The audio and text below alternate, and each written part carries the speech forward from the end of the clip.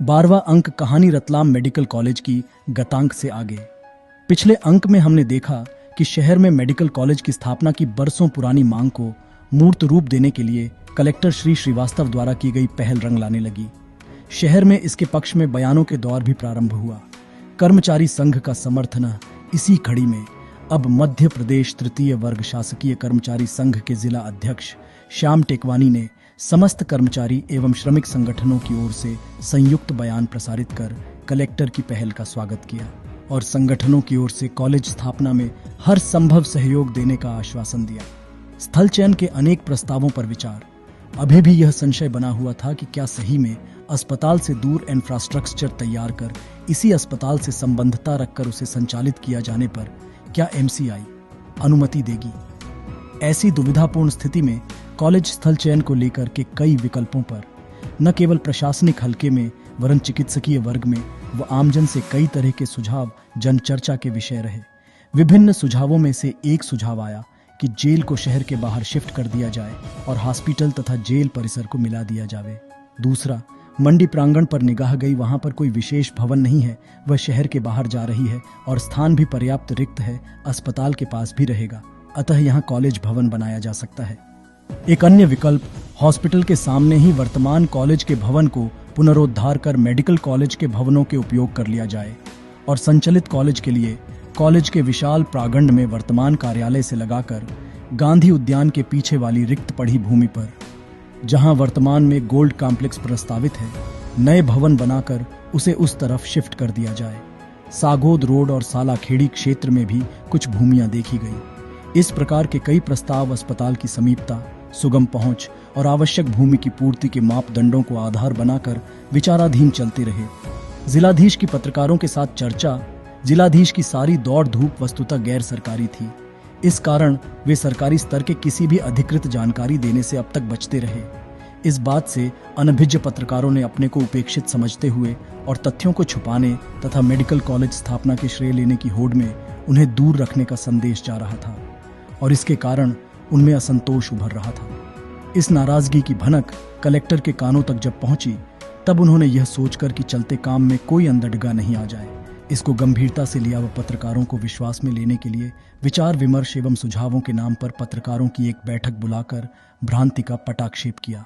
बैठक में जिलाधीश ने खुलासा किया कि वे चाहते हैं कि रतलाम में मेडिकल कॉलेज की स्थापना यहाँ के नागरिकों की रुचि से ही हो एवं इसमें यहाँ के नागरिकों का भी सहयोग लिया जाए, जिसमें शहर के दानदाता, व्यापारी, प्रतिष्ठान, विभिन्न धार्मिक एवं सामाजिक ट्रस्ट सहित जो भी इस पुनीत कार्य में भागीदारी करना चाहे, वे आगे आकर मेडिकल कॉलेज की स्थापना में स्वप्रेरणा से अपना योगदान दें।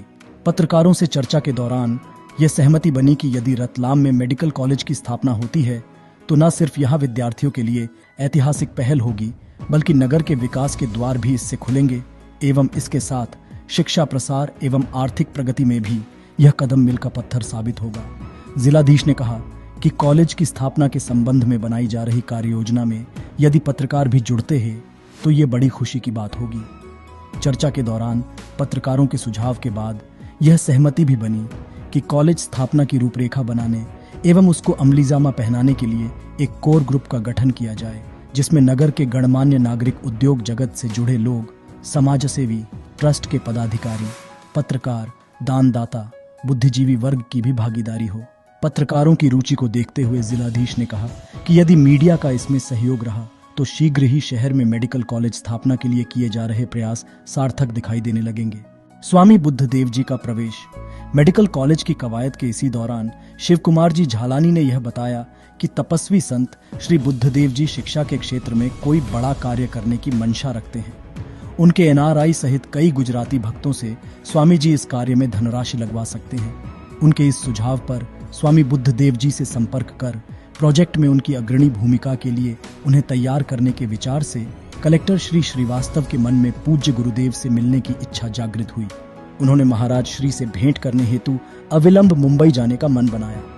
दूसरी ओर अन्य समकक्ष शहरों की अपेक्षा रतलाम के शैक्षणिक विकास के पिछड़ापन को लेकर यहाँ कई प्रकार की बातें चल रही थी। इसी बात का आधार लेकर उन्होंने इप्का लेबोरेटरीज के वाइस प्रेसिडेंट नागोरी जी को रतलाम में फार्मेसी कॉलेज खोलने का सुझाव दिया। इप्का के शीर्ष मैनेजमेंट तक खुलकर श्री नागौरी जी द्वारा यह सुझाव नहीं पहुंचा पाने की झिझक पर कलेक्टर साहब ने स्वयं मैनेजमेंट को शिक्षा के क्षेत्र में उतरने के लिए प्रेरित करने का बिड़ा उठाया। जब श्री श्रीवास्तव सब ने मुंबई जाने का मन बनाया, तब श्री नागौरी जी के माध्यम से इप्का के अध्यक्ष श्री गोदाजी से मुंबई में मीटिंग अरेंज करी और उनके सामने रतलाम में फार्मेसी कॉलेज खोलने की बात रखी। श्रीवास्तव साहब का सोचना था कि फार्मेसी कॉलेज खोलने से जहां इप्का को अपने उद्योग में कुशल स्किल मिल सकेगा, वहीं स्थानीय युवा कॉलेज से डिग्री लेकर अन्यत्र भी जॉब करने का मार्ग खुलेगा। श्रीवास्तव साहब ने साथ ही मेडिकल कॉलेज खोले जाने की दशा में उद्योग समूह की ओर से आर्थिक सहयोग की अपेक्षा भी की। इसी के साथ एक दिन कलेक्टर साहब और हम अलग अलग मुंबई पहुंचे। मुंबई में संत श्री बुद्धदेव जी महाराज से भेंट करने उनके बोरीवली में स्थित गौमुख आश्रम गए। शब्बीर भाई और मैं अनिल झालानी दोनों सांता क्रूज से और कलेक्टर साहब नागौरी साहब के साथ वहां पर महाराज श्री ने पूर्व से ही अपने कुछ भक्तों को आमंत्रित किया हुआ था, जहां एक छोटी सी प्रारंभिक बैठक श्रीवास्तव साहब ने बुद्धदेव जी को योजना की रूपरेखा प्रस्तुत करी। वहां की चर्चा का सार निकाला कि सारे प्रयासों से लगभग 10 करोड़ की प्रारंभिक राशि की व्यवस्था जैसे तैसे कर ली जाए। बुद्धदेव जी के लिए यह एकदम नया प्रस्ताव था। उनके लिए चिंतन का विषय था कि क्या वास्तव में वे अपने भक्तों से इतनी राशि जुटाने को सहमत कर पाएंगे कि नहीं। फिर भी कुछ करने की ललक से बुद्धदेव जी ने स्वयं रतलाम आकर इस परियोजना को समझने का आश्वासन दिया। इधर अखबारों में लगातार लेख प्रसारित होते रहे, इधर स्वामी बुद्धदेव जी के आगमन का बेसब्री से इंतजार हो रहा था और अंततः 31 मई को स्वामी जी रतलाम पहुंचे तथा रतलाम पहुंचते ही उन्होंने मेडिकल कॉलेज प्रोजेक्ट को स्वयं अपनी ओर से गहराई से जाकर इसकी व्यवहारिक पहलुओं को समझने का प्रयास